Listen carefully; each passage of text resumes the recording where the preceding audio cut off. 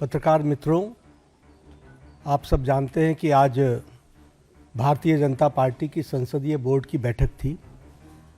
यह बैठक उपराष्ट्रपति पद के प्रत्याशी के चयन के लिए ये बैठक बुलाई गई थी।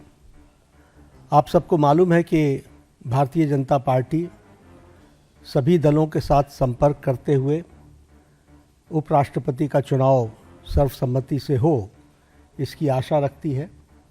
और इसीलिए हम सब लोगों ने पिछले एक सप्ताह में लगभग सभी राजनीतिक दलों के साथ, हमारे एनडीए के पार्टनर्स भी और जो हमारे विपक्षी दल के पार्टी के सदस्य हैं, नेता हैं, उनके साथ भी संपर्क साधा था हमारे वरिष्ठ नेताओं ने।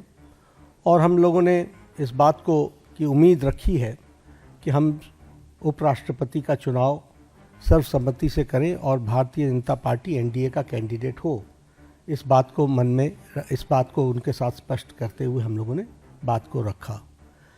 हमारे जो विपक्षी दल हैं, उन्होंने कहा कि कैंडिडेट के पता चलने के पश्चात हम तय करेंगे हमारा समर्थन रहेगा या नहीं।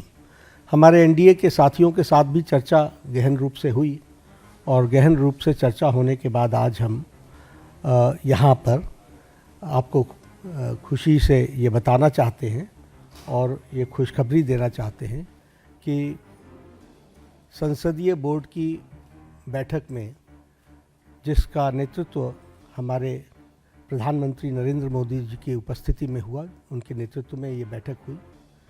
सभी पहलुओं पर चर्चा हुई और नामों पर विस्तृत रूप से जो पार्टी में एक्सरसाइज हुई थी, उन सारे एक्सरसाइज के बारे में डेलिब्रेशन हुआ, सभी के साथ चर्चा हुई, सुझाव मांगे गए और उसके बाद फिर ये तय हुआ कि हमारे उपराष्ट्रपति के प्रत्याशी के रूप में हमारे महाराष्ट्र के राज्यपाल श्री सीपी राधाकृष्णन जी, चंद्रपुरम पुन्नासामी राधाकृष्णन जी, उनको हम एनडीए का प्रत्याशी बनाएंगे और वो एनडीए के प्रत्याशी के रूप में रहेंगे।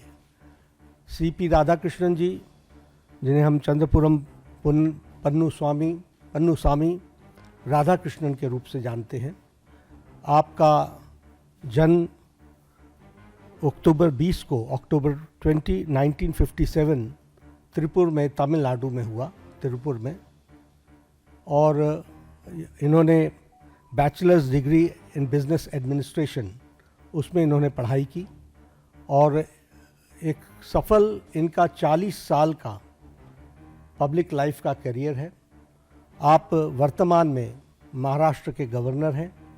इससे पहले आप झारखंड के गवर्नर रहे, राज्यपाल रहे और साथ में आपके पास राष्ट्रपति महोदया के माध्यम से तेलंगाना का और हमारे पुडुचेरी की लेफ्टिनेंट गवर्नर और तेलंगाना के गवर्नर के रूप में भी आपके पास चार्ज रहा और वर्तमान में आप महाराष्ट्र के गवर्नर के रूप में काम कर रहे हैं। जैसा मैंने बताया कि आपका राजनीतिक जीवन 40 साल का है और विभिन्न जिम्मेवारियों को आपने निभाया है। आप लोकसभा के 2 बार के चुने हुए सदस्य रहे हैं और लोकसभा का आपने प्रतिनिधित्व किया है और इसके साथ साथ आप कॉयर बोर्ड जो कोची में स्थित है, उसके आप चेयरमैन भी रहे हैं और कॉयर बोर्ड के चेयरमैन के रूप में आपने ऑल टाइम हाई एक्सपोर्ट्स ये आपने किया है। झारखंड के गवर्नर के रूप में आपने प्राय सभी ज़िलों का भ्रमण किया और वहाँ डिटेल में जाकर जो हमारी सोशल इंडिकेटर्स हैं उसके बारे में उन्होंने बैठक भी ली और उसमें बहुत रुचि दिखाई है। महाराष्ट्र के राज्यपाल के रूप में भी आप एक्टिवली हमारे जो सोशल सेक्टर के जुड़े हुए विषय हैं उनके बारे में आपने खुद मॉनिटरिंग करके और उसके सारी चीज़ों को आगे ठीक ढंग से आगे बढ़े, उसमें उन्होंने विशेष करके काम किया है। मैं व्यक्तिगत रूप में बोल सकता हूं कि ट्यूबरक्लोसिस एलिमिनेशन में उनका बहुत बड़ा योगदान है। उन्होंने झारखंड में भी इसमें बहुत अच्छा काम किया था, पुडुचेरी में भी काम किया था और उन्होंने इस बारे में यहाँ महाराष्ट्र में भी बहुत अच्छा काम किया है। He is widely travelled approximately more than 24 countries he has visited on various capacities. तो इसलिए और तमिलनाडु में ऑल अक्रॉस पार्टी लाइन उनकी एक अपनी सामाजिक जीवन की छवि है. He commands respect in all sections of the society and he is considered to be a person as a statesman who is recognized in the state. तो ऐसे हमारे प्रत्याशी हैं और हमारे सभी एनडीए के साथियों के साथ चर्चा हो गई है और प्रत्याशी के रूप में ये हमारे कैंडिडेट होंगे. हमारे आप सब के माध्यम से अपील है कि हमारे विपक्षी दल के साथ भी हम बात करेंगे, उनका भी हमको समर्थन मिले ताकि हम सब लोग मिल करके उपराष्ट्रपति पद के का निर्विरोध चुनाव हो, ये हमारी आशा है.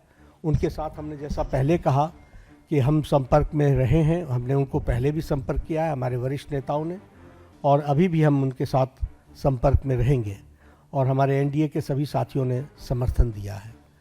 तो पुनः सीपी राधाकृष्णन जी हमारे एनडीए के उपराष्ट्रपति वाइस प्रेसिडेंट के कैंडिडेट हैं.